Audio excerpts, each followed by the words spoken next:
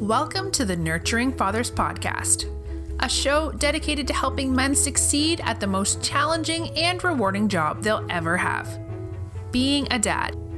Your hosts are Mark Perlman, the creator and founder of the Nurturing Fathers program, and his son, Corey Perlman, who facilitates the program at the Atlanta Federal Penitentiary and is also a father of 2 young children.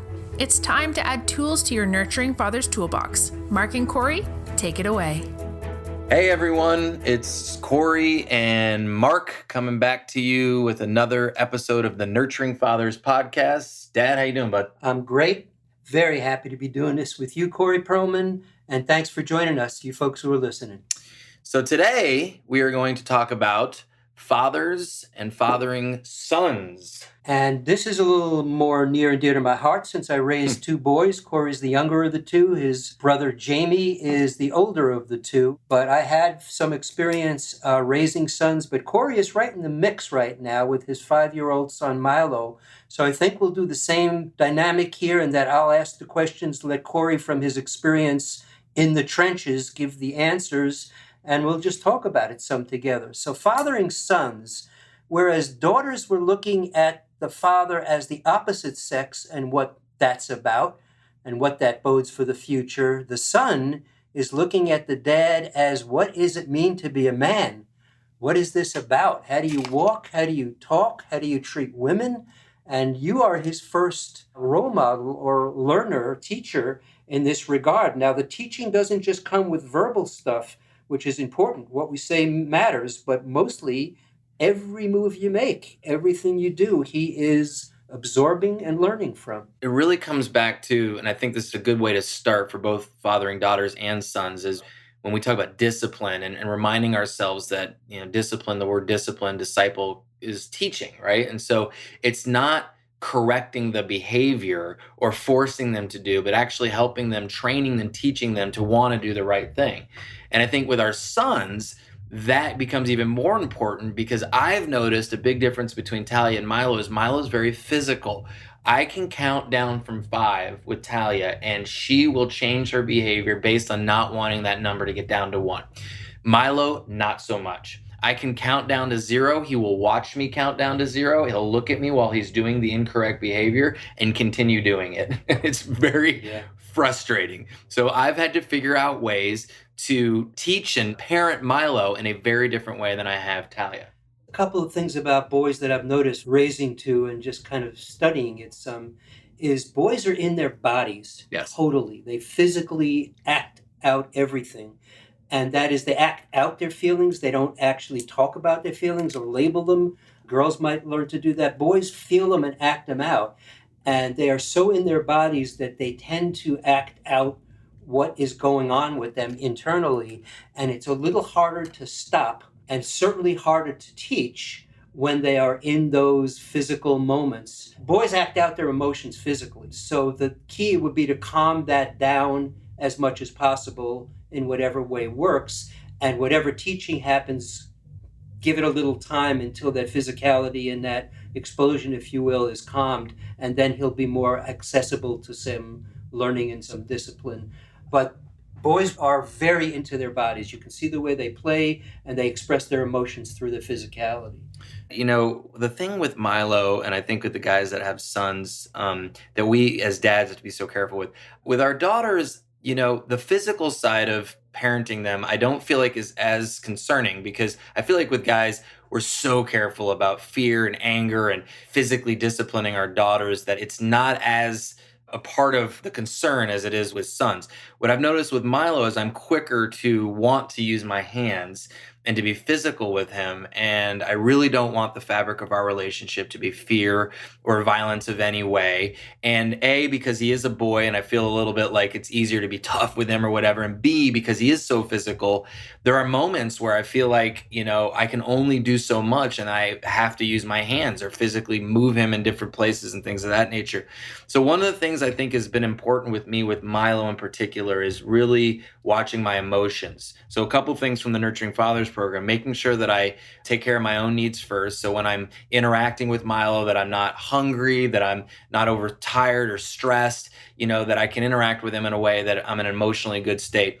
And when he does physically do something to Talia or to his mom or to another kid, to remind myself to stop, pause, and step away before disciplining him. We got to remember that we can always deliver a consequence later on or a few minutes later and not emotionally react. But we have to be so careful with our boys is watching them do something wrong, especially if it's physical, and then answering that with a physical consequence. Yeah.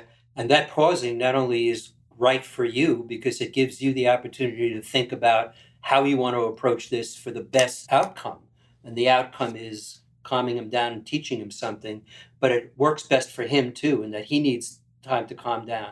Before he can hear anything or respond to anything, he needs to calm down some first. And then you might be able to have a disciplinary conversation or a consequence or whatever is called. And part of the reason I think boys are so physical is because we don't innately know how to tap into all of our emotions like girls do. So one of the things that Jess and I do really work on with Milo is being able to figure out what emotions are happening. It's not just anger. He looks angry, but he's actually very frustrated.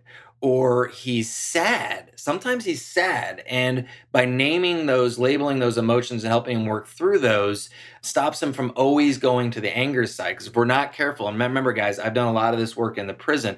What happens is, and this is taught in the Nurturing Fathers program, we are so accustomed to bottling our emotions into the category of anger that they explode out of anger. And if we don't work with our sons about being able to feel all the emotions that God gave us, and we have all these different emotions, but yet we only seem, especially on the negative side, to focus on anger, and it explodes out of that. That's when really bad things happen. So what you're right in the heart of now is the father's role and mom's as teacher, teaching, role modeling. How do you do this? In this case, it's emotional literacy. Our daughters are learning emotional literacy from mom and dad.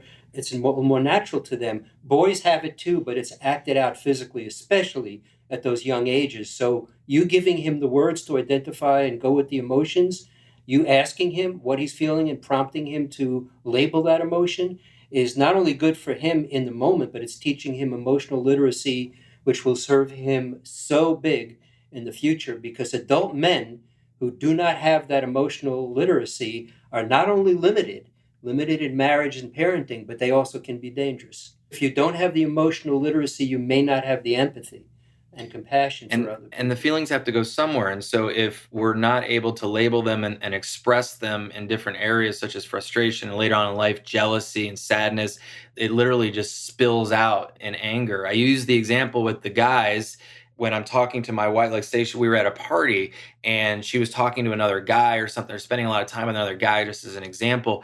And we got back in the car, and if I told her, honey, I got to be honest with you, I was really jealous tonight and it was hard. I'm surprised I was. But watching you talk to that guy made me feel really jealous. Versus getting in the car, slamming the car and being like, I can't believe you freaking, and just, it's the same feeling. It's just I'm expressing it differently. And I guarantee that conversation would go a lot differently. Or even if you don't actually acknowledge the jealousy, you're just pissy and angry and just being that bad self. So that is emotional literacy. I mean, talk about vulnerability too, to be able to say, I am a little ashamed to say this, but I was feeling jealousy and you talked to that guy. I know nothing was going on, but that's like, she would appreciate that. That's just, it's human. We feel like that. Everybody has a capacity for jealousy. Everybody has a capacity for sadness. It's just a question of being able to identify it and talk about it, sharing our humanness. So again, as a role model, which you are, now the thing about dad as a role model for his sons is it's not a voluntary role. It's not you choose to be or you don't. What you show that boy is what he's going to become. Literally, you can see him begin to imitate you, try on your shoes for size, literally. So Corey, what would you like Milo to see from you that would inform him of the man that he is to become as he grows up? Yeah, and so I think that really is the first big takeaway from this conversation for all of us as dads with sons is modeling the ability to be able to express our full circle of emotions, and being very conscious of that as we go through life and as they see us with our spouses or in situations and things of that nature. But the bottom line is, if they only see dad being happy or angry, we're going to have a son that's only happy or angry.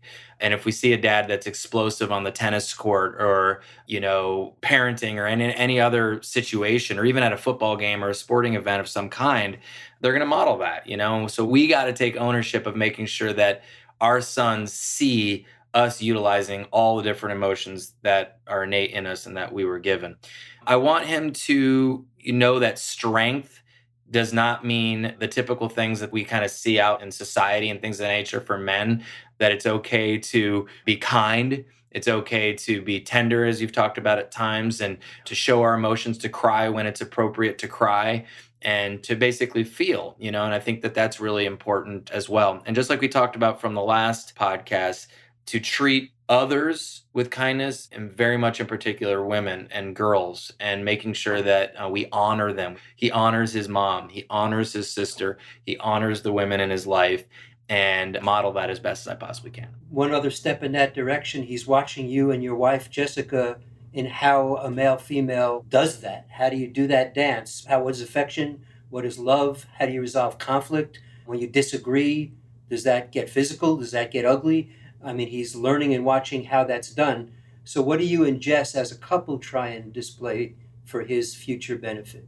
I want him to see that we're comfortable showing affection towards each other, I think is one thing, knowing that he's watching that too. So me not being afraid to hug or kiss my wife, hold her hand, console her if she's upset, whatever the case may be. And this is something that, gosh, we really have to work on, guys, is just a general respect. We may not even figure it out, but watching the TV and short answering our wives is not showing her respect or appreciation. And I'm not saying that to you, I'm saying that to me.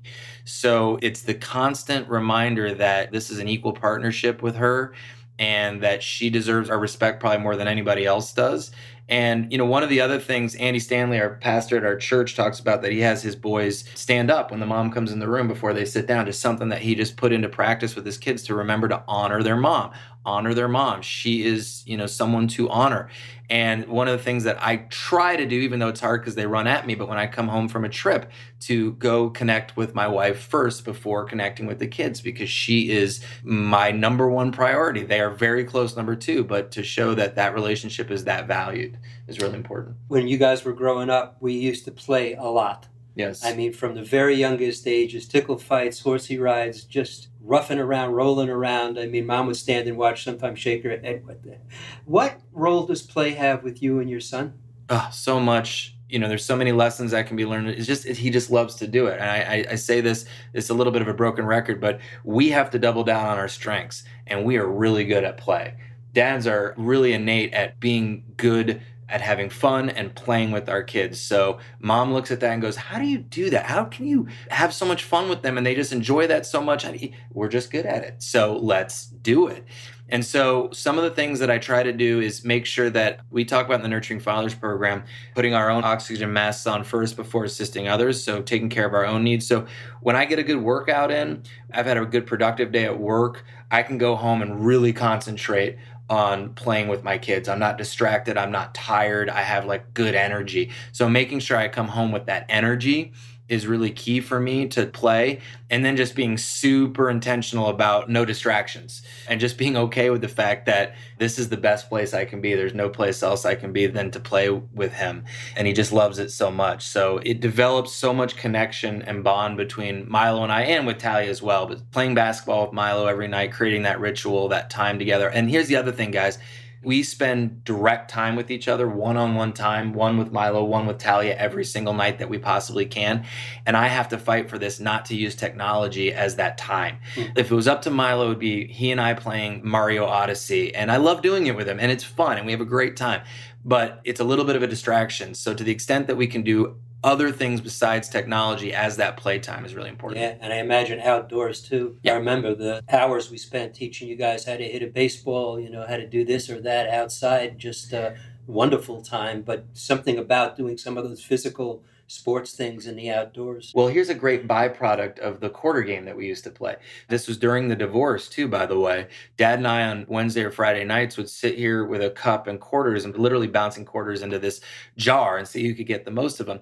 But what I think happened, and correct me if I'm wrong, Dad, is as we do this sort of mundane game for literally hours at a time, conversations get started. Absolutely. Is that right? This felt very healing. First it was a big competition, who could get more. Then it was a joint score. Could we get 20 out of 50 in? Could we get 25 out of 50? And together we were trying to do it as a team. But yeah, I felt it was a very healing activity, especially at that time. And it enabled us to take our minds off of whatever else might have been going on. What if Milo doesn't want to stop that roughhousing and play? What if things are getting out of hand? How do you deal with that? It's very kid-like. And I imagine it's Milo-like. He's strong-willed and they love it so much. They don't want to stop. I think a big difference between sons and daughters is the physicality of their nature. And, Milo is very physical, much more physical than Talia is. And so a couple of things that I try to do when he is really hot, we call it red, and he's emotional and he's just angry. Here's one thing that we cannot do, and that's teach any lessons. There's no teaching that's going to happen when he's Good point. in an intense mode like that. So Jess has helped me just realize, just be with him, just hold him, just sit there with him, but don't try to fix anything because nothing's going to happen at that point. He's got to calm down, and we just have to address helping him bring his emotions down. So that's one thing that we try to do and remind ourselves, specifically with Milo as a red kid, an emotional kid, that the time to fix is going to be when he calms down and not at that moment. The other thing that is taught in the Nurturing Fathers, it's a simple thing, but boy, it is very powerful, is we try not to have this fear thing, right? So power over. I don't want my son to fear me, but yet I'm 3 times as tall as he is. So when it comes to being physical with him, whether it be just playing or even just connecting with him, I really try to get on his level. So anytime that we're having a conversation or I need to kind of help calm him down, I certainly don't want to do it from standing up, but I get down at his level and we spend time together at his height, which I think is really helpful from a calming him down and making him feel in some ways as an equal to me, but certainly not intimidated by me in that situation. And perhaps lastly for me, we'll wrap this up. What qualities in your son as he grows into a teenager and a young man would you most be proud of seeing? As I mentioned, that definition of man, because this has been a hard one for me, is that being tough and wanting to be able to defend myself and win and kind of all just these sort of male traits and characteristics that I think are innate in us and that are always going to be there, but not to the point that it's detrimental to him, and just to have comfort and confidence in himself to be sensitive and to have just the whole package, that we don't have to be these tough exteriors that's sort of the old definition of manhood or whatever it is about. So just kind of sharing that with him. And, I think kindness is just so important in this day and age. Empathy, as you talked about on an earlier podcast, and just honoring his relationships with people and especially women. I think that if he can get that right and respect and honor all people and women that come into his life, that will really serve him well. So here I sit with my younger son talking about fathers and sons. Very proud of you, Corey, and the man that you become and all the things we've talked about today. One of the unique things about being a grandfather is watching your children parent, male or female. And in this case, Corey as a son. And it has been a delight to see you as a father and watch all that we're talking about, you and your daughter and you and your son. And one of the things I most appreciated about you from the start, besides being a nurturing man, a strong man, all qualities you are, is that you are willing to ask questions and things you may not know or be sure of. You're willing to seek information and talk about that. I think that is golden for all of us fathers and golden for all of us parents, to be continual learners and be curious about this very important and ever-changing role. So to all of you out there, it's great spending this time with you. I'm very happy to do it. I'm very proud of my older son too, Jamie, who works in New York City in the theater district. And it's just great to see how they've turned out as adult men in the world. Well, and you actually bring up a quick additional point is Jamie's not a parent, but Jamie's an uncle and does a great job of his connection with both Milo and Talia when he's together. And so does my wife's brother, John, and, in terms of their connection with them, very physical with both Milo and Talia, but in a very gentle way and a nurturing way. And so just having those relationships with kids, with boys, whether they're your sons or not, is very, very important. And I even have a kid that's one of my best friend's sons. We go to dinner together once a month and we talk to each other. And he's 10 years old and I ask him questions, but mostly we just eat Zaxby's and have a good time together. So it's good to have those sort of mentoring roles, but boy, wouldn't it be amazing if more boys had a lot of positive male influences in their life. Absolutely. So this nurturing father's role that we're talking about and describing, fathers and sons, fathers and daughters, really can extend out to coaching, yes, mentoring, but the kids in the neighborhood, the kids in the community. That's how large this whole conversation can be, that our presence in the world can be effective and transformative on many levels. So thank you, Corey. Fun to do this with you. And again, thank you all for listening. We appreciate your interest in these podcasts. Definitely. And we will see you next time. Thank you, Pop. Very good. Love you guys. Talk to you next time. Take care. Thanks for listening to the Nurturing Fathers podcast. Have questions or comments? Join the conversation at facebook.com/nurturingfathers or email us at nurturingfathers@gmail.com.